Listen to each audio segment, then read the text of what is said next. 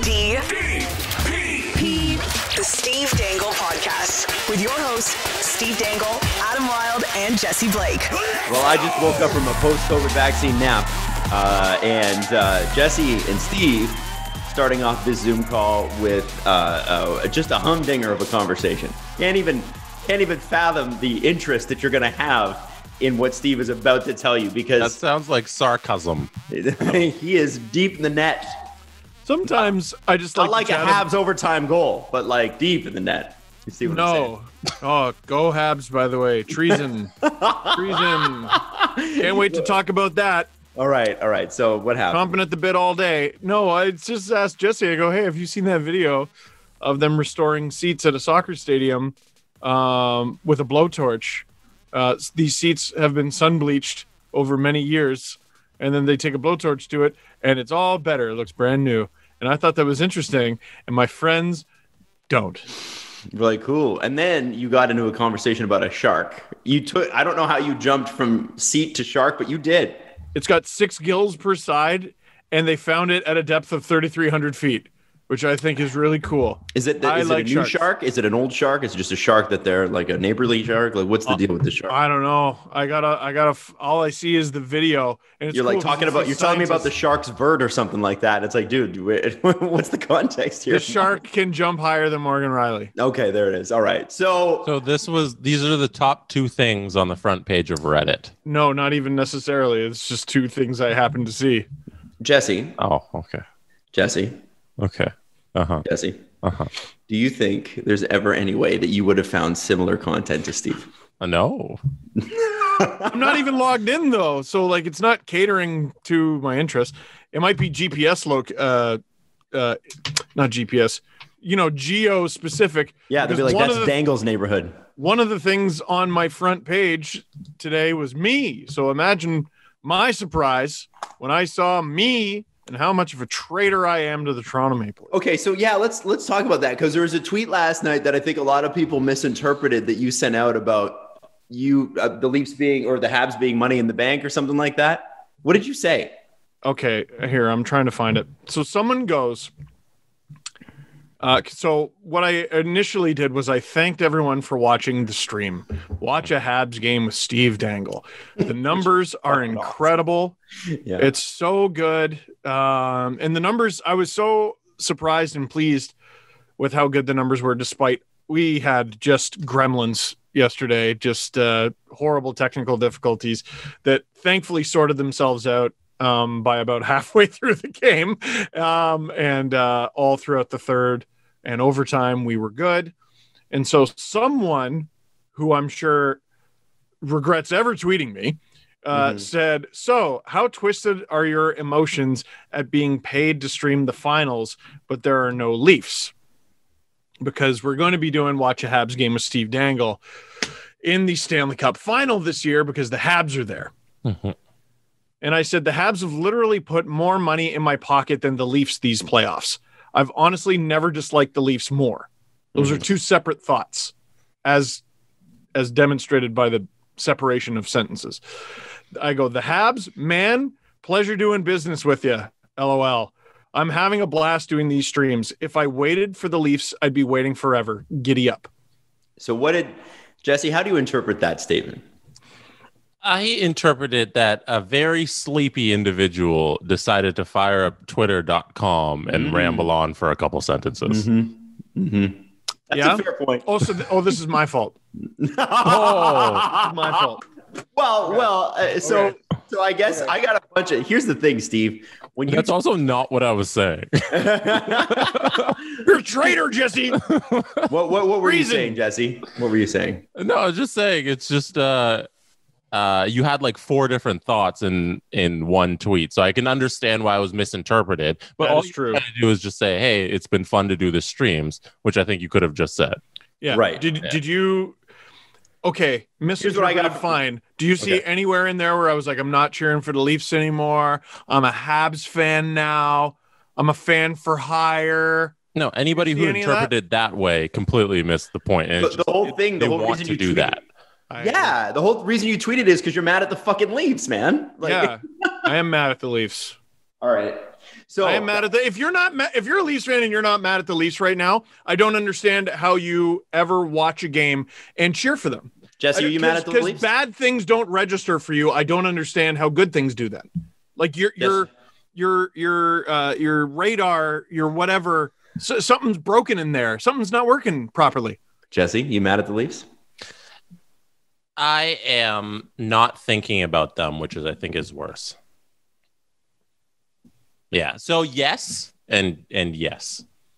That's worse. Okay. Yeah. That's apathy, my friend. Yeah. Me going heel, me going full Hulk Hogan NWO, and giving the leg drop to Macho Man Randy Savage and going to the Montreal Canadiens as a fan and abandoning the Leafs would be better for the Leafs than just not caring. Mm-hmm. Well, they got to win back my caring right now. Like that's where I'm at. Yeah, they do. You got to understand that there's every time that there's fallout from something you tweet, I get it. Because people are like, well, Adam knows Steve and his DMs are open, so I'm going to tweet him and see what he thinks about it. Now, I'm going to tell Adam, like, Steve's his friggin' dog. Well, there's a lot of people who will message me, and I know they mean well, like, hey, can you pass this to Steve? And it's like, no, I can't, because there's like 40 messages like that every day, and I completely understand. But I did get how I am to you. Really? All I get is messages for Adam to pass along. Oh, I'm sorry. I got one from, I'll tell you one right now. I got one from a history teacher in the GTA who wanted to pass along that they think it's a great idea for you to start a History Corner podcast. Love it. Because history is so boring. And that's a teacher in the GTA. And they said they don't have Twitter, but they want to pass this along. So they sent through an email and they wanted me to tell you that. So through the contact submission form in our sdpn.ca website? Yes. Wow. They're a history teacher because they use something historic to get in touch with us. It's crazy. Email. I think I think at the end of the day here, Steve, I think some people took it as you were gambling on the Montreal Canadiens, meaning like I don't understand how they got there. Because you said money in the bank or something. Money in your pocket. I said they put more money in my pocket than the Leafs. These right. So and I followed. Sorry, go ahead. I followed it up. Someone goes, I get it too. I think where a lot of people are reading too much into it is him talking about how much money he is making while talking about the Habs. He's continuing to work by watching Habs games on stream. I'm certain he wishes it were the Leafs he was covering. Steve, what do you do for a living? Make videos about hockey. Specifically? The Toronto Maple Leafs on my channel. So when the Leafs are out, what happens? I just like a bear, I go to sleep for several months and I awake in training camp. Part of the reason this show even exists is because the Leafs have been terrible and we needed other ways to vent and talk. And, and so, anyway, at the end of the day, it seems like a misunderstanding. Yeah. Steve is not gambling on the Habs. He's not cheering for the Habs. And listen, man, and I think you made a good point earlier, Steve, and I unfortunately cut you off because I'm a mess today, and I'll just be straight up with that. I do not feel good. If you're not mad at what happened with the Leafs, you haven't been watching the Montreal Canadiens. Like it's frustrating. And somebody actually in my DMs today was very thoughtful and they said, well, I just don't get it. I just don't understand how you can be this mad. There's still hope. And of course there is. God bless you. Yeah. God bless you. Now, there's much younger. Every season when they drop the puck, all 32 teams can win the Stanley Cup. That's there's always hope. Always hope. I'm going to be there too. I think that there are some things though that occurred. And we're going to talk about this when it comes to Mark Stone as well. When it comes to, Vegas and what happened to them in this series. We'll get to that in just a second, by the way. Yeah. There's some body language things that I saw with the Leafs this playoffs that were extremely concerning. There is some stuff that frankly happened behind the scenes that we'll never get into that I'm frankly super still pissed off about. And I think there's a culture again of entitlement here. And until such time as they prove otherwise, I think that I felt like I was quit on as a fan, frankly. So in fact, based on what happened, it's quite clear that there are certain people that are not willing to take responsibility for what happened. So anyway, long story short, let's get to Vegas and Montreal. I can understand the outrage from Leaf fans. We're all just mad. Oh, how about, like, you keep asking me what it's going to take for the Leafs to get us all back and excited? Big move this summer. We're going to need a big move. something. Go ahead, Jesse. If we're gonna do Vegas and Montreal, can I ask you guys? Can I tell you guys that I'm confused still about what Montreal is? Sure, I am too. Like, do you guys feel some confusion? Sorry, go ahead. I don't know what to expect next year out of them still, because they're an amazing team since being down 3-1. And they're, I think, the second best team. I think Tampa right now is still the front runner for the Cup. But Montreal's in the Cup final, and they're not. So who knows? They're first team to qualify to Stanley Cup playoffs. They played unbelievable. Carey Price is great, but they finished 18th in the standings. And you look at their roster next year, and there's probably half a dozen rosters you pick ahead of Montreal's. So I'm still confused at this team that's in the Stanley Cup final. I don't know what they are. And if you guys have any insight, that would be great. So they're a well-oiled Kakuna, a well-oiled Metapod, and they press harden, and they harden, and they get harder to attack. They're a Kakuna, they're a Metapod. We've talked about this before on the podcast. It's a Pokemon that cannot attack, it can only defend, but its defense is extremely defensive. It's really effective. Their problem was they couldn't bloody score. And then in comes this kid. This 5'7", 165-pound child. From school. He literally left school. He literally, like, with his backpack over his shoulder. See you guys. I'm going to go play in the show. He's Ash Ketchum leaving town.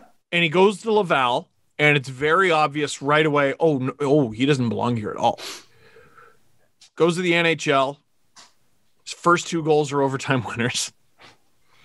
And he had 1 fewer goal in that series against Vegas than all of Vegas's forwards combined. And I think they tied, didn't they? Wasn't it 4-4? And then no, because they had 1 in that game. So I think Caulfield had 4 and Vegas had 5. I might be wrong. Because who scored in the? Oh, Riley Smith. Right. Okay. Yes. So there's that. I think he's a huge missing piece here. Brendan Gallagher has 2 goals. Mm-hmm. Philip Danault has 1 goal.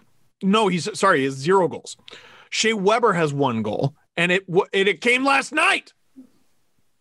Those 3 players are an enormous chunk of the Montreal Canadiens. Philip Danault's assist on the overtime winner was his first point of the series that was 6 games long. His 3rd point of the playoffs. He is averaging a point per round. And what this kid does is he allows them to be what they are to a wild degree. Now, Brendan Gallagher is not a defensive specialist. He scores goals. He can't right now. His hand's busted. Mm-hmm. So they say, well, how's your feet? And he goes, they're pretty good. Okay. Well, what if we put you out there with Danault and Lehkonen, who's also got some pretty good feet, and you got that line got their first point in the 6th game, and they won. They're going to the Stanley Cup final. I saw a tweet today. I almost threw up. The Montreal Canadiens are going to the Stanley Cup final, and not a player on that friggin' team has more goals than William Nylander. This season? Like in the regular season? Yeah. Like, I should be getting more criticism for remaining a Leaf fan. I really should. No, because it's illogical. It's illogical and dumb. It's not about the Leafs. Well, it is though. Well, because focus on the Canadiens for like 4 minutes. Fine. I just feel like I didn't get to put a bow on my point that I'm grumpy about. Yeah, I can tell. Praise the Canadiens here for 4 minutes. So Cole Caulfield allows Montreal to be them. Mm. He does, because they could have done this. But you're going to get cracked. You're eventually going to get cracked. I don't care how good you are at defense. If you can't score a goal, you can be the best team in NHL history, and the game will go to octuple overtime. But if you can't score, you lose the game. That's how this works. Now they can score. Their depth, Corey Perry is good for a scoring chance almost per period, or at least something that looks roughly dangerous. Joel Armia, same deal. Haxtall's a bit hit and miss, but he can contribute. Josh Anderson's at least a factor. Like, it's just unbelievable. You look, the Habs outside of Caulfield, I don't know if they have a single player who you'd look at and you go, they're having a great playoff offensively. But Caulfield's presence allows them to specialize like crazy. And behind that specialized style, they have arguably the greatest goaltender of the last decade and a half. It's a hell of a formula, and it's gotten them to the Stanley Cup final. Yep. Now, on the other side of that, you got Vegas. Mark Stone, especially, even in the post-game press conference, talking about how he's the captain of this team. He's got to take responsibility. Yep. 0, 0, 0, 0, 0 everywhere. He was not Mark Stone, decidedly. And obviously you lose Chandler Stevenson, but you expect that the Knights should be able to recover from Chandler Stevenson, or at least be able to compete. What do you say about Mark Stone's performance and the effect or lack thereof of effect on Vegas? Last year, they're up 3-1 in Vancouver. They score 1 goal in Game 5, 0 goals in Game 6, 3 goals in Game 7. They won that. So there's 4 goals in 3 games. Mm-hmm. They play Dallas. Shut out in the first game. Mm-hmm. That's bad. 3 goals in the second game. They won. 2 goals in the third game. They lost. 1 goal in the fourth game. They lost. 2 goals in the fifth game. They lost. And then in this one, I don't have the numbers up. They couldn't bloody score, and all I need to tell you is their forwards had 5 goals in 6 games. Listen, Philip Danault is unbelievable. He doesn't play 60 minutes a night. Where are you? And this is why you go to Vegas. This is why you sign in a market like Vegas. No disrespect to the fans of the Vegas Golden Knights. But buddy, you would be in a food processor right now. Your name would be in a food processor if you did this in a Canadian market. I'm not even going to say Toronto. Any Canadian market. First game was good. 4-1. Great. Second game, score twice, lose. Third game, score twice, lose. Fourth game, score twice, win. Fifth game, score once, lose. Elimination game, score twice, lose. They can't score when it matters the most, which is not something I thought I would ever say about the Vegas Golden Knights. It's a little bit, I don't even want to say it's a little bit like the Leafs, but when the puck is not on a defender's stick, that team's trash. Totally ordinary. They're a little flawed in the way that they've been built by Kelly McCrimmon, because they've thrown so much money at the defense and the wingers that they're just left with a huge gaping hole down the middle. If you're running with Nosek and Stevenson and who else is in the middle? Nicholas Waugh and then William Karlsson, like if those are your top 4 centers, like I don't have confidence that you're going to be able to score consistently, because the wingers aren't really driving the play, especially in this series when you see them struggle against a team that plays such great defense like Montreal, and you see in the power play versus everybody with Montreal, but they're able to shut down forward groups. And when you don't have a center that can score on your team, how do you expect to score goals? One of you pulls out Vegas's regular season stats, I'm tapping the sign. Anyone listening to this right now, I'm tapping the sign if you pull out the regular season bullshit. Okay. Sorry, Adam. I'm just pulling up their cap friendly.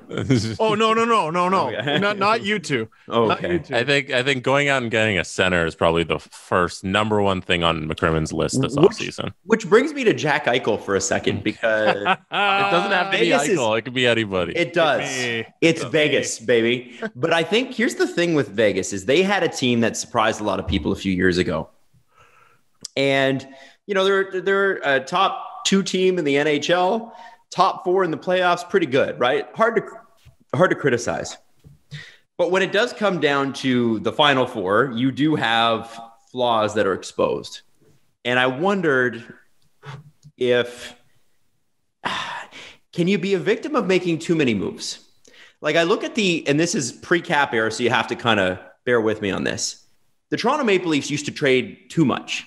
Yes. They had two great runs in 93 and 94, and they had guys like Kirk Muller, Dave Anderchuk, Glenn Anderson, Mike Gartner, guys who were money in the bank for 30 goals, and, obviously Doug Gilmore, and they were able to get Matt Sundin as well, which is pretty spectacular. But they kept trading, and then they had to go out and do something like, and no offense to Wendell Clark, but trade future Islanders captain Kenny Johnson, top-tier defenseman Kenny Johnson, to the Islanders for Wendell Clark. And the pick that drafted Luongo. They had to do things that, if you look at their trade record, it looks really good about 91, 92 when Cliff Fletcher jumps in. But you look at 94, 95, 96, and you start to go, ooh. And I wonder, sometimes it's very Vegas. It's like, hit it again. Sure, that's 21. Hit it again. You know what I mean? It's just it seems like they're overbuilt, if that makes any sense. Did you pull up the Cap Friendly? Yes, I did. Okay, so I'm going to ask you to do something that'll prove your point. The Cap Friendly has a little tool that shows how a player was acquired. So in 4 years, how many forwards and defensemen are left that were drafted in the expansion draft for Vegas? 5. 5 guys. So in 4 years, only 5 guys are left in your roster, and out of those 5, how many are regular? One of them is William Carrier. With no offense to William Carrier, but right. It's so we're down to 4. Carlson, Marchessault, McNabb, Fleury, and that's it. And then Carrier. And it's not. Listen, I think it's a lot of tinkering. It is a lot of tinkering, and you do get significant roster turnover in any NHL market. Maybe you could look at the Leafs and go, "Hey, the last 4 years they've made a lot of moves too," and you'd be right. You'd be right. I think though. I mean, what was the last team, Steve, if you can remember this, because you are unbelievable with your memory on this. I'll try. To win without a dominant number one center. Montreal Canadiens. They had dominant number one center back then. They had, former Leaf. This year. Yeah. I'm talking about the Cup. 93. They had Vinny Damphus, and they had some other, former Leaf Vinny Damphus, who they traded for Grant Fuhrer. Could have kept him and had Doug Gilmore and Vinny Damphus up the center. Boy, you got to go back quite some time. No, I'm all the way back at Datsuk. Back Carolina? At Getzlaf. I bet they got Brindamore was along the lines of Ryan O'Reilly, who ended up winning the Conn Smythe. Conn Smythe went to Cam Ward that year. Conn Smythe winner Cam Ward. But yes, and they did have a young. People forget how good young Eric Stahl was. Holy he was amazing. Shit, he was really good. All right, so we got to go back, and we got Brad Richards. He won the Conn Smythe. Who won it in 2003? We got that was the Devils. They had a very long time. It was like Bobby Holik Devils. Yeah. And who was just criminally underrated. Yes. And a guy worth getting the jersey for. And I think this is another problem that Vegas has. Everyone who got a Marc-Andre Fleury jersey, congrats. But players need to be around long enough for it to be worth me getting their jersey, for the love of God. So what's the minimum length, do you think? 2 years? Can you hold on to a couple of them for 3 years? Yeah. I mean, and here's the thing. They do have cap money to spend. Marc-Andre Fleury's deal is up. After this year. No, it's not. You're right. Oh my God. Yeah, I could see them running it back with that two tandem if Seattle doesn't want Fleury for another expansion team. I kind of think they should. They should? I was thinking about it today. I was like, is Fleury going to start another expansion team? It might be fun. No, I'm saying I think Vegas should keep him. Vegas should keep him? Oh, okay. Yeah, the Cards land where they land. If they take one of them, they take one of them. Mm-hmm.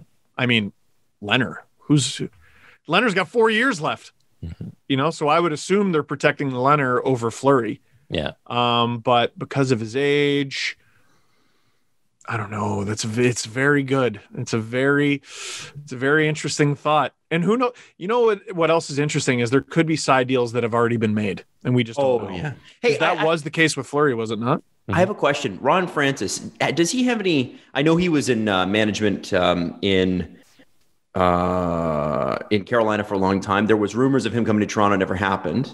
But then, was he ever in management in Pittsburgh in any capacity? Can you remember? No, I can't remember. Because I'm wondering if there's any connection there between Ron Francis and Marc-Andre Fleury. You know, just because Pittsburgh people are, the Pittsburgh Penguins stick together, and I just wonder if, Marc-Andre Fleury's clearly a good guy to start a franchise around. Yeah, but remember, like, Francis isn't the only dude there. Like, I did not call Dave Hakstol. That was weird. We'll get to that. Alexander Mandrycky and a bunch of others are. What's that? I don't know who that is. She's in the management group. Yes. Sorry. And so I wonder if she'd come on the show. Probably not ahead of the team doing an expansion draft. I'll try to ask her. But it's they have a very interesting offseason coming. And they're in a great spot. They're in a great spot because your flawed, very flawed team is still good enough to finish second in the regular season and make it to the third round of the playoffs. That's good news. Mm-hmm. You have assets. And guess what? Not only do you have assets, you're not losing one to Seattle, which I just realized. They don't have to protect one of those goalies because they are exempt. Yeah. I keep forgetting. No, you're not an idiot. It's just there's one team in the entire league that's exempt. Yeah. What a dumb rule. And they finished Final Four in both years.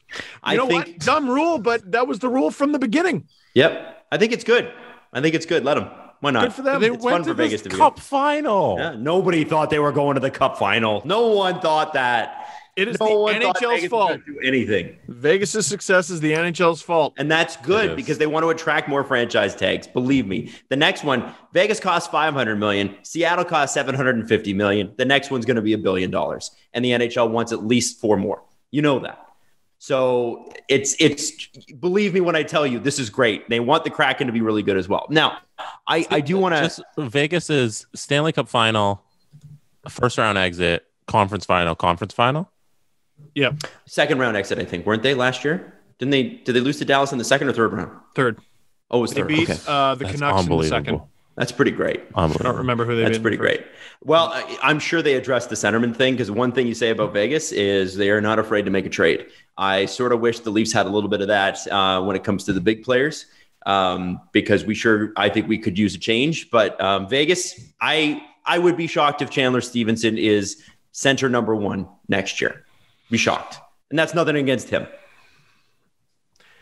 Nick Suzuki would sure look good right now, wouldn't he? On Vegas. Oh, well, someone was like, a player who you drafted and traded away coming back to haunt you. You're officially a franchise. Yeah. Congratulations. Welcome to the NHL. We got to quickly talk about Dave Hakstol being the new guy in Seattle. So he was the Leafs defensive coach. And his name sort of surfaced. And Steve, I think you mentioned it on the last show. You said something along the lines of Dave Hakstol, or was that our meeting yesterday? Where you said, our meeting yesterday. Well, then over lunch, Steve said, well, this is interesting for the Leafs because maybe this opens up an opportunity for Bruce Boudreau to come back and actually coach here. He played here. But the thing is, Dave Hakstol, defensive coach for the Leafs, former coach of the Philadelphia Flyers, now the head coach of the Kraken. Here's the question. Why? I honestly don't know. I know he was very highly touted coming out of university. Like, I'm not trying to be insulting. No, I mean, the Leafs played good defense this year. Yeah, that's why this made me sad. I was like, the defense is the one thing that really, really worked. Right. Well, and from a Leafs perspective, Sheldon Keefe, head coach, bring in Bruce Boudreau. He does the power play. But wait a sec, doesn't Manny Malhotra do the power play? Not anymore. He goes to the penalty kill, which is a thing he actually did as a player. That is what I would like. And he was a specialist. Yes. From a Kraken standpoint, I mean, Manny Malhotra strikes me as exactly the sort of freaking player the Leafs could use. Anyway, Dave Haxel. He was very highly touted coming out of university. He went to Philadelphia, very mixed results. I know how Flyers fans feel about him. The one thing I would say there is Philly's got a little bit of Toronto syndrome where someone fails there and then everyone assumes they're garbage forever, which I'm not sure is quite the case. He was a very good assistant. He was a good assistant for the Toronto Maple Leafs. Their defense improved. Their penalty killing was top 10, I believe. It certainly wasn't their downfall at all. Different personnel, change up the personnel. Didn't really have a full-time center ever on the penalty kill throughout his tenure. Kerfoot was the closest thing they ever had to that, which maybe be an alarm bell, and he made it work. And he didn't even necessarily get all the saves in the world either. So he did really good there, but now he's a head coach. And we've talked about this a bunch of times, like with DJ Smith, for example. It's just not the same. It's a different thing. And tell you what, there's a guy who is an assistant coach that people weren't 100% sure about in Toronto. He goes to another team. He's an excellent head coach. Who's that? DJ Smith in Ottawa. So Dave Hakstol, good luck to you. I mean, coaching an expansion team. It's it's no easy task because Gerard Gallant did it. He was wonderful at it, and then they fired him. Well, now he's the coach of the Rangers, the biggest franchise in the world. Is that good? So that's pretty cool. Also, firing your head coach seems to be a good way to win. Like Pittsburgh did it 2 times and won the Stanley Cup. Montreal did it this year and are in the Cup Finals. St. Louis did it last year, right? Unless you when Mike Yeo was like, "I'm going to get fired," and then 2 games later they were like, "You're right," and then they won the Cup. And then it was like it was the Mike Yeo. Not enough was made nationally. I'm sure St. Louis fans remember, but that beginning of that season with Mike Yeo was like bizarro world. I think he made it 10 games, and they were in last. We keep going like this. I'm just not going to have a job, and it's like, okay, man, you said it. I need to do a better job. It's like, okay, like, when you could see someone careening to disaster. Yeah. Anyway, Craig Berube. And then Jordan Binnington joins, and all of a sudden, Craig Berube's a genius. Yeah. Is he a genius, or is he just a coach with a goalie? Dean Evison, went from having Devin Dubnyk to Cam Talbot. Coaching genius. Coaching genius that he did that. It's amazing that he was man. You know what I mean? Not to take anything away from him, but the old saying, you show me a good goalie, I'll show you a good coach. There it is. Coach, I'll show you a good goalie. Yeah, so for the Leafs, everybody wants Bruce Boudreau. Can they do it? Will they do it? Sure, but then... Would that make you happy? Would that bring you back on board? It would make me happy, but then, you're just going to get everyone screaming, which they already have. Marner's name, trends every day. Like, people it's not. It does. I know it does. I'm just saying we gotta fucking touch grass. Yeah, we gotta chill. Yeah, That's enough. That's enough. Yes, I agree. I wasn't happy with his performance either, but let's fucking chill. Yes. It's June 25th. Bruce Boudreau, a guy who can't win a game 7, is what people are saying, and it's like, you know what? Let's do it together, Bruce. Let's double down. Let's double down. Like, maybe it's one of those double negative things. I don't know. Let's try to make it work, man. Let's try to get 2 birds stoned at once, or whatever the Trailer Park Boys saying is. Come on, Bruce, come home. I just want a Leafs fan to be a coach with the Leafs. I like that idea too. I like that idea too. Yeah, like, at this point, Leaf fan. I think, don't we have 2 years left in Austin Matthews' contract? No, please. Got to be 3. Step on my face. I think it's 3 because he signed it the year before Marner's. No, wait, last year. I'm looking. No, he's 3. He's got 3. Mm-hmm. He's got 3, which is good, 3. but not great. 22, 23, 24. 2024, he'll be a UFA. This isn't something to worry about. Just in time for everyone to get a raise again. Please step on my face. Please step on my face as hard as you the highest paid player in the NHL. Sorry, Connor McDavid, you signed for too long. I think the other thing we have to talk about before we get into the press conference here, because it's a short show on Friday, is the updates with Chicago. Now, I have to tell you, there's very few stories in my life where I've seen such a slow uptake on such a tough subject. And obviously, if you want to hear what happened, we'll refer you to the previous episode. But the long story short is a couple of players from the Blackhawks 2010 Cup run were assaulted in the middle of the 3rd round against San Jose. by a team video coach who had them over to their apartment, tried to, I guess I should give you a sexual assault trigger warning here. I should have done that. I apologize.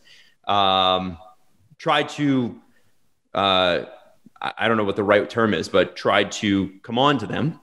And these players, and this is where the issue becomes even worse, is that these players went to their assistant coach or a coach on the team who took it to the assistant coaches, who took it to the team psychologist, who took it to Stan Bowman, who took it to the whole thing. And they conducted an internal investigation, apparently. And basically, from what we've heard today, Katie Strang, among others at The Athletic, had an article today and basically talked about Nick Boynton. And Nick Boynton was a part of that team, big part of that team, big physical body. And he says the entire team knew about it. So, we talked about last episode, the marketing department knew about it. Well, all the players knew about it too. And they entrusted Coach Vincent, who has spoken out publicly since on this, to go to management with this. And he did. Management chose not to, for whatever reason, report it to the police. There were reports, I believe I've read, that say they conducted an internal investigation and didn't believe that there was any sort of reason to report this to the cops. Now, beyond that, Rick Westhead followed up his story yesterday with a tweet saying that many players and executives around the league have a hard time believing this because the players involved could have physically overpowered this video coach. By the way, this video coach is a registered sex offender in Michigan. He got a letter of recommendation from the Blackhawks after the 2010 run. Basically, he was punted out the door, worked at the University of Miami, and left abruptly after 4 months. So the University of Miami is now investigating that. And he was convicted of assaulting a 17-year-old. So basically, by not reporting it, things happened down the road that, if you'd reported it, maybe you would have been able to prevent this. And the most important part of this is that if you look at the stories that Sheldon Kennedy and Theron Fleury came forward with, they were high caliber athletes. They were more than able to overpower the coaches. If you look at what happened at Penn State with Jerry Sandusky, you would think that a football player would be able to overpower their coach. You got to remember that being stronger than somebody physically doesn't mean shit when it comes to this stuff. And I find it really funny I find it terrifying and tragic that the NHL had one of their own in Sheldon Kennedy come forward and say all these things and talk about it. And they've learned nothing. How can an NHL executive really say that? And Rick Westhead reported that that's what the execs are telling him. And there's also more. What's that? There's also more. What do you got? So Brent Sopel, who was on the Stanley Cup winning team with the Blackhawks, so he's now the second player on that team to say something. He responded to a tweet of Rick Westhead's. The front office staff should be in jail. The NHL is showing their true colors. Gary doesn't, I assume referring to Bettman, Gary doesn't care about anyone but himself. This is absolutely disgusting that the NHL is doing nothing. And then I don't know if you saw this update because it was only tweeted about 15 minutes ago. Didn't see it. By Rick Westhead. New, a former Chicago Blackhawks legal team. You're way better with legal stuff, dude, so I'm going to need you to help translate this for me. Okay. A former Chicago Blackhawks legal team has asked a judge to order the NHL club to turn over all records relating to any allegation of sexual exploitation, credible or not, made against anyone in the organization.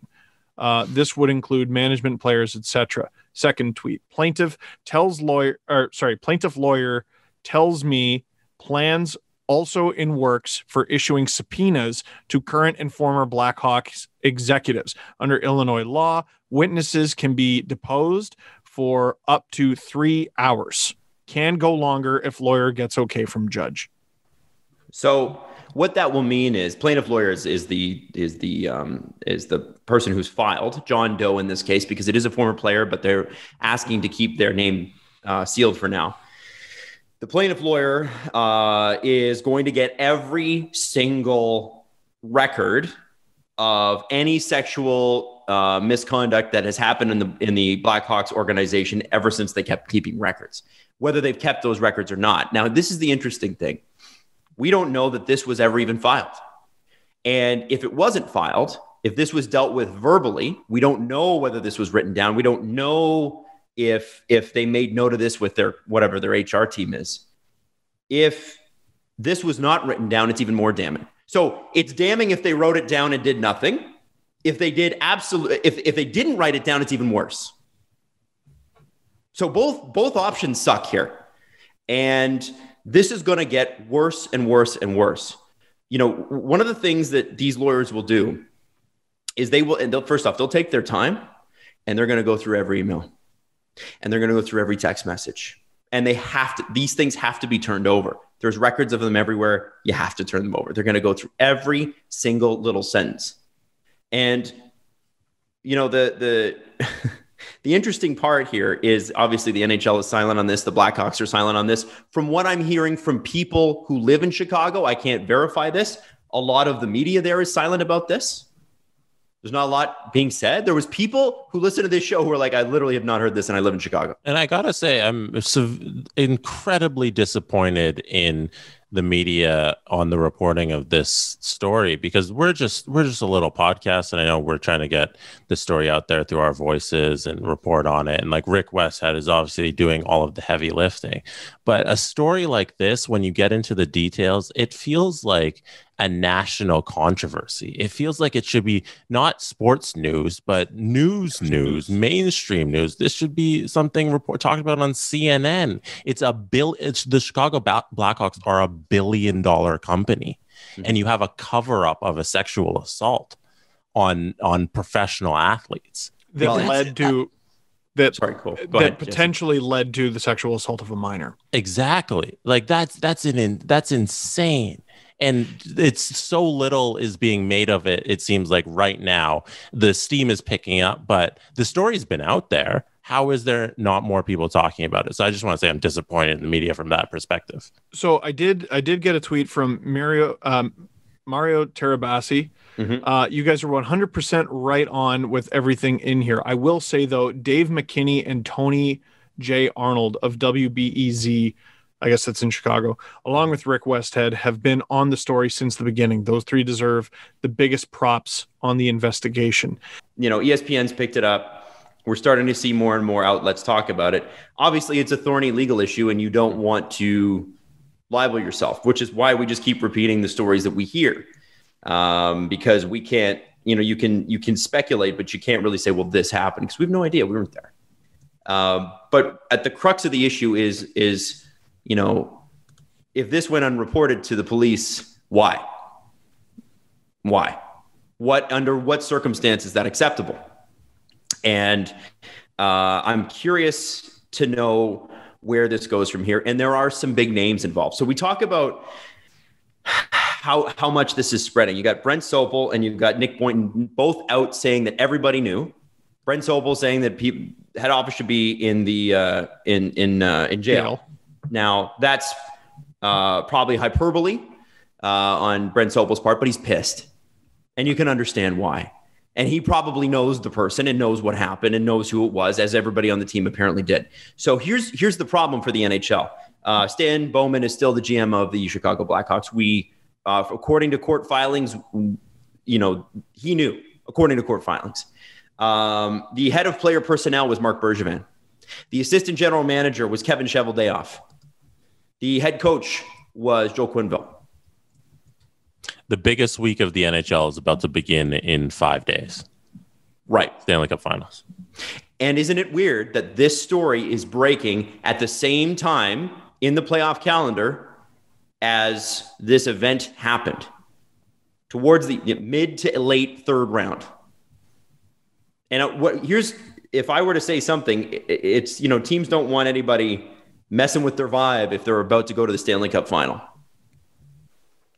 And I think, I mean, I don't know what was going on, but it seems odd. It seems odd.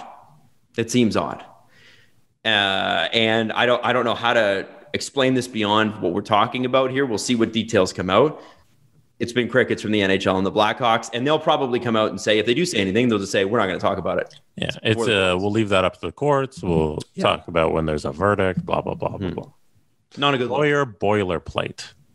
Yep. So we'll leave it at that because that's all we know. But we will continue to watch this story. And it's surprising, actually, for a TSN hockey story, how little that was even retweeted. I was, when that came out on their feed on Twitter, like usually everything they have blows up because they're big. It's like Sportsnet, right? Everything, has like 150,000 retweets or whatever. I saw like 100 with Rick Westhead. And I think because the story's ugly. So with that, I mean, uglier. Yeah. Well, I'm curious too about, because here's the thing. The Blackhawks eventually are going to have a press conference. Right? They're going to have to. Well, they have to. The draft's coming. Free agency's coming. Expansion draft's coming. I call it fantasy draft. And who's going to have to talk? I think as fans, we have an obligation to refuse to let this go away until there's an answer. Like one way or the other. Like I said a few shows ago, if you're one of those people, you're just steadfast and always, nope, innocent until proven guilty and all that. Well, okay.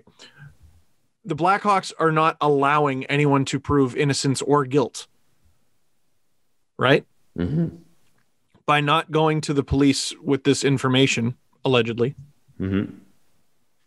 they did not allow it to have its day in court, public or legal. Or its investigation from a third party. Yes. I also, I'm curious about whether or not this is tough.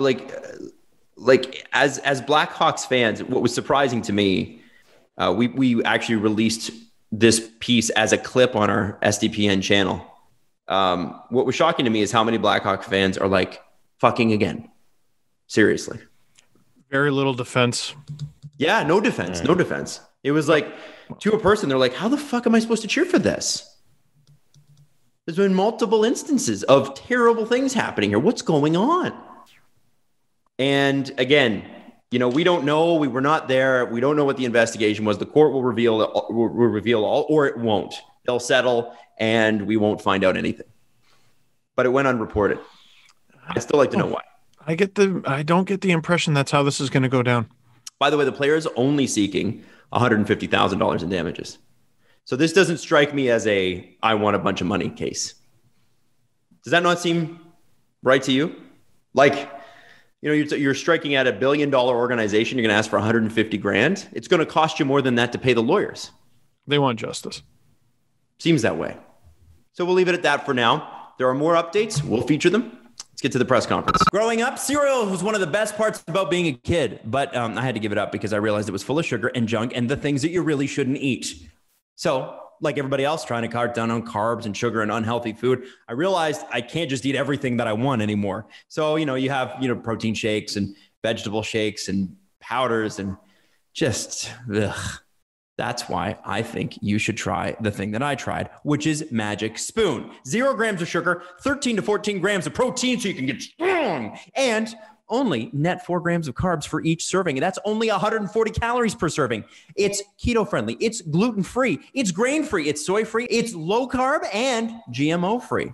The variety pack includes 4 flavors of cocoa, fruity, frosted, and peanut butter. It's absolutely delicious. And if you go to magicspoon.com/STP to grab your variety pack and try it today, well, you get $5 off your first order. Again, use our promo code STP at checkout and get yourself $5 off your first order at magicspoon.com. Again, that's magicspoon.com/SDP. Dinner time can be chaotic, but with Freshly, it's easy. Their chefs take care of your meals a few nights a week just to take the pressure off, which is kind of nice. Grocery shopping and cooking can be a pain, especially right now. And with Freshly, you don't have to. Your meals arrive cooked and fresh every week, so you just keep your fridge stocked and skip the trip to the store.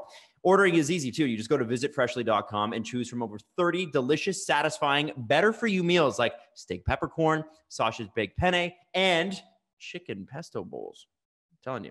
Now, Freshly can also fit your lifestyle, too, with a variety of plans and meals to pick from that work with your dietary needs, preferences, tastes, size. And now, if you listen to the STP, you can try Freshly for just $6.16 per meal. Stop searching the internet for healthy food near me every night and live freshly. So right now, Freshly is offering a promo. You get $40 off your first 2 orders when you go to freshly.com/STP. Stop stressing about dinner. Just go to freshly.com/STP for $40 off your first 2 orders. That's freshly.com/STP for $40 off your first 2 orders. I think we need to be honest with each other.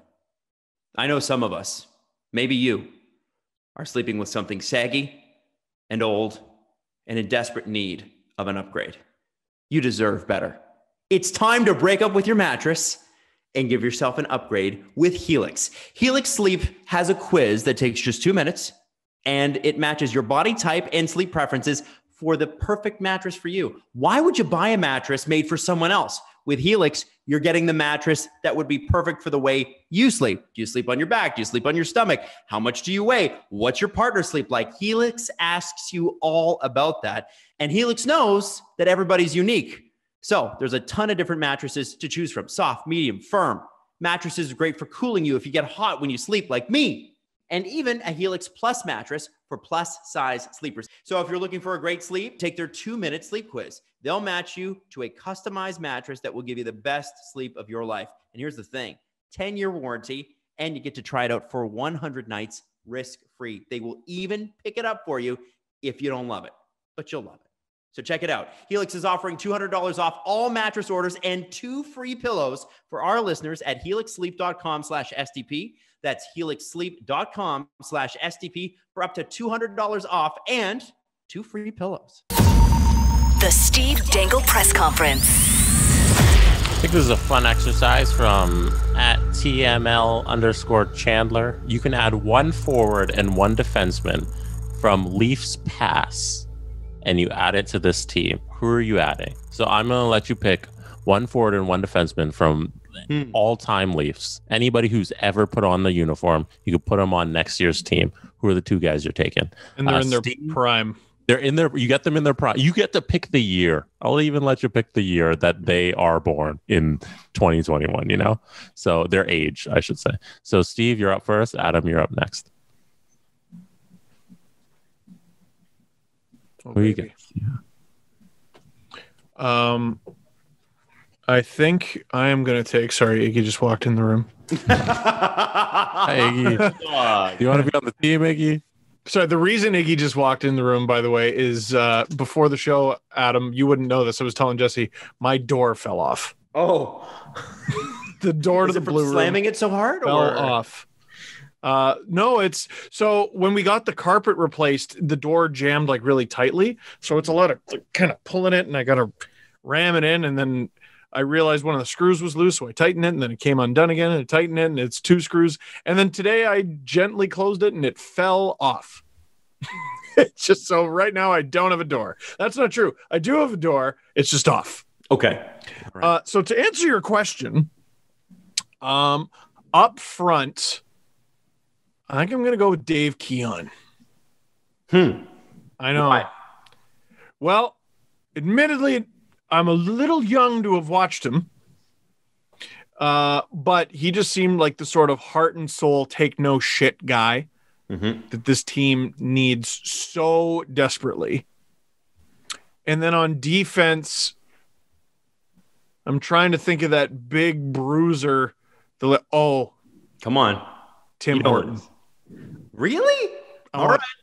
I want Tim Horton because he literally looked like if they painted over an action figure of Frankenstein to make him look like a regular dude. Like he was enormous, and he just had this chiseled superhero like Incredibles jaw. He was huge and took no shit. So I'm going to say 2 old guys, which may not be the most exciting answers for all of you, but I don't care. Dave Keon and Tim Horton. Okay. My picks are better. I'll just say I know. That. I'm kidding. Okay. So I'm struggling up front. Clearly you got to go with the center. You have to. The Leafs haven't had spectacular wingers in their history. They've had really good wingers, but we're talking Hall of Fame wingers, not too many. The 2 guys that I would have to fight between, I think, because of their stature and a little bit of recency bias are Matt Sundin and Doug Gilmore. So who do you go with? Matt's who made Jonas Hoagland, a perennial 20-goal scorer. Doug Gilmore, who bled for the team in the conference finals and was robbed by Wayne Gretzky. And robbed of the Hart Trophy, too. He was the better player that year. Come at me. Okay. He was. I'm going to give it to Doug Gilmore because Doug Gilmore's peak was better than Matt Sundin's peak. If we're talking peak 2 to 3 years, Doug Gilmore's peak, to me, better than Matt Sundin's peak. This is a guy that literally lost the Hart Trophy because Wayne Gretzky existed, which is fair, and has the most points, most assists in club history. You're going to get shit for that comment, but you're right.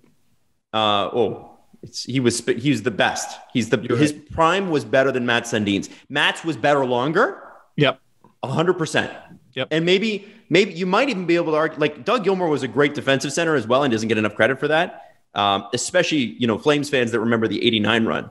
Him and Nieuwendyk were fucking spectacular centers. Just amazing. Leaf legends, both of them. But Doug Gilmore in his prime, at his peak, those 2 years, 93, 94, he was just unbelievable. And I'm going to say Doug Gilmore up front because they need a heart and soul bleed for the team guy. By the way, when you go watch YouTube and it's like, here's a Doug Gilmore hits collection, all of the hits are illegal. Literally every player from the 80s was leaving their feet. They're all just jumping at each other. Yeah, him and everyone else. Yeah. And on defense, I want to see a Jake Muzzin, Borja Salming defense pair. Oh, yeah. Who wants to play Borja? I got 37 stitches to the face, Salming. Not you. Not me. And that guy has his own underwear in Sweden, and he's the model because he's still in shape. He's got a six-pack, and he's like 86. The guy's insane. Yeah, Brian McCabe referred to him as Skeletor after the alumni game at the Centennial Classic. If you talk to Leafs alumni, like former Leaf players, about Borja Salming and playing with them, they're like, I don't know. He's a demon. He's crazy. Can I sidebar that for a second? Sure. Hockey does alumni better than any other sport. I think it's a Canadian thing where we super joyous and we all get together and that sort of stuff, and we all love hockey. But I feel like hockey, like any other sport, does alumni better. Anyways, sidebar. Okay, that's fair. Yeah, no one's watching alumni basketball games very much. You're not going to get. They have the big three league, but like that's not the Stars. Man, I just can't wait to see Gilbert Arenas against Hito Turkoglu or whatever. Dude, like, big three league is like vicious, actually, and they're doing really well. competitive. Right. Yeah, but that's not like, hey, charity tournament with a bunch of guys who you're like, this guy should be on a mountain somewhere. That's how important he is to my life, and he's just out there playing hockey. Yeah, that's a cool thing that hockey does that I feel like no other sport really has. Well, like think about this: when the Leafs had that outdoor game on New Year's Day, and they had the Leafs alumni versus the Wings alumni. I was there. And you were there, and Mike Palmatier, who's like 78, is out there, and he falls and makes a save and has to leave. That's enough. That's enough. I gotta go. I have to take him out. I will thank him forever for that because it was a great moment, and also for me, it meant 2 periods of Felix Potvin. Mm-hmm. Oh yes. So I was just like, oh, this rules. Yeah. I mean, it was fun, and then I also love Chris Draper and Gary Roberts getting into it. That was like they hated each other. Yeah, like that was real. That was real. Time. It's pretty sweet, right? Like that's pretty cool. I remember sitting up in the top bleachers of BMO Field, and it was so incredibly cold because you're right on the lake, you're up top, so it's just frigid air the entire time. But it was worth it. It was a Jesse, lot of fun. who would you pick? Oh, I gotta think about that. Okay. McGinley. No, I say it right. No. Jesse says it like half of Leaf fans ever says it. Yeah. McGillney was amazing. I said it right. Mm-hmm. Defenseman. Bring back Dion. Give him a second shot. Stop it. Wow. Stop it. Dion. Peak Dion in Calgary was pretty exciting to watch. Yeah, that's the Dion I want. Stanley Cup Final Dion, I like that. Yeah, but then a few years later, he's like, what do you mean I got to pivot? We're not asking for a few years later. We're asking for peak. Dion, where he's just trucking guys, just blowing people up at center ice. That was fun. That was. No, in all honesty, you bring back Caberlet. Oh, I'm surprised nobody said McCabe because McCabe was really good. I thought about it. Yeah, McCabe was great. And also a little shout out to Wendell Clark as well. We love you, Wendell. Yeah. Okay. Enough credit. I received some mail. Okay. During the show, Mrs. Dangle brought it down During the show. I got a shirt. It's what is it? Shinny and Co. Mm-hmm. And the reason I'm showing you this is because this is Daryl Boyce's company. Remember Daryl Boyce? Yeah. Puck to the face, Daryl Boyce? No, not puck to the face, Daryl Boyce. Daryl Boyce, who fell into the camera hole in the boards and got half his nose ripped off. Yeah, I remember that. And got it stitched back on. Did not miss a game. Oh, gosh. He returned the next game. I believe that was against the Hurricanes. Are you still in touch weird. Are you in touch with him? Yeah, he DM'd me. He's like, "You want some clothes?" I go, "Yes, I do, Daryl Boyce." And he sent them to me. It's been a while since Vancouver 2010. You want to refresh there, Steven? Yeah. So now I'm going to wear these until, I don't know, 3 or 4 Olympics from now. Look at that. Thank you, Daryl Boyce. I appreciate that. Oh, nice hoodie. Like that. That's cool. Hey, Steve, Habs Reddit wanted to buy you a Habs jersey. What would you rather them do? Because I think there's a really important charitable aspect here. Yeah, so someone was like, "Hey, do you want a Habs jersey or whatever?" And I think they said it jokingly because I got this Team Canada jersey in the shadow box that's behind me on the streams. And I honestly would put a Habs jersey in there, but I don't have one anymore because I auctioned off my Jerkshire 69 jersey. Who's got a couple $100 for that towards Easter Seals. But so before the season began, I don't even remember how it came up, but I said to Montreal Canadiens fans something along the lines of, if you raise $2,000 for Sick Kids Hospital in Toronto, I'll make a video that's about how great the Habs are. And I did. I made the whole video. It's called The Habs Are Wonderful and Good. And you can find it on my YouTube channel. So I did that. And then someone said that about the jersey. And so I said, okay, if you raise $1,000 for all the streams in the Stanley Cup Final, I'll put a Habs jersey in that shadow box. And immediately I'm getting responses from people like, "We're all drunk and happy. Like, ask for more." And honestly, by the time Monday rolls around, which is when the Stanley Cup Final is supposed to start, it looks like it's conceivable we could hit 10. Wow. $10,000 for charity? Wow. Yeah, that's what I've been told. I haven't been able to tally it myself. If you hit 10, you're putting on the jersey. Wow. Sure. Fuck it. I don't care. Yeah. That's a lot of money for a great cause. That's pretty cool. Yeah. Put on the jersey. Do whatever for that. I don't give a shit. I've put one on before, and I did it like for a bet with Merrick on ice surfing. If you raise 10 grand, I'll do it too. Yeah. That's awesome. Yeah. So there's that. But they're like, "Oh, what jersey should we get him and what number? And let's make it 67. I saw on the Reddit thing. But okay, so I can't get into my Reddit account. So let me just say, do not buy me a Habs jersey. Do not. Jerseys are expensive. They're like $300 or whatever. Like if you get me the pro stitched, whatever, don't put that money towards Easter Seals. I know someone who's a Habs fan who lives not too far away. They have an extra jersey. I'm going to borrow it and then I'm going to give it back immediately. But I'm going to borrow it for the streams and it'll go in the shadow box as promised. Love. And that. You're also going to wear one. Only if you hit 10K. Okay, deal. Got to hit 10K. That. I love that. Yeah. So just send me a receipt. Like send me a screenshot of the tax receipt that you get from Sick Kids in Toronto. If your info's on it, please hide it. That is all. Are you going to do something with that? No, it's so I can tally. Yeah. And send it. There's a Twitter account for the Habs Reddit. Here, let me find it. Tweet it at them in case I lose it. They are Habs on Reddit on Twitter. So just Habs on Reddit. One more thing, and I think this is long overdue. To all the Montreal Canadiens fans out there, congratulations. Congratulations. Enjoy this. We will be enjoying it with you. As what would happen if the Leafs ever made the finals? Don't worry, they won't. If they ever did, I know that you couldn't cheer for the Leafs, but I will lovingly cheer for you, the Habs fans. and be happy for you when good things happen. This has been pretty great. And I have had so many people DM me just a crow. Like just a picture of a crow. You said they wouldn't win a game. So. I did. Bro. I was, you know what? I was only off by 4. Most estimates are off way more than that. So, I mean, come on. The Habs are going to win, aren't they? That'd be cool. Yeah. We're also forgetting another thing. What is it? Tampa Bay and New York play a game 7 tonight. We haven't talked about it at all. Oh, yeah. Well, yeah, by the time this gets up, it'll be like second period, though. Yeah, sure. That's why I kind of avoided it. But what do you think happens? What's your prediction? I have a really hard time betting against Tampa. Me too, but I'm all in on the Islanders. I told you that at the beginning of the series. I'm all in on the Islanders. I think history has taught us you fade Adam Wild, so that means Tampa is going to win.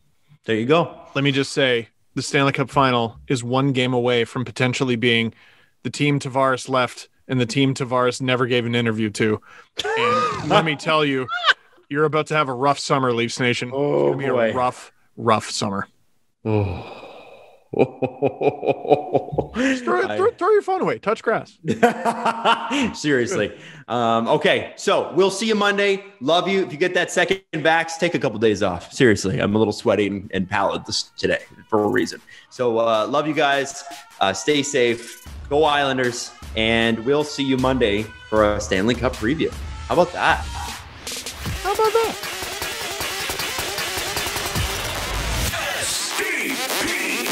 The Steve Dangle Podcast. Follow the guys on Twitter at Steve_Dangle, at Adam WYLDE, and at Jesse Blake. Connection complete.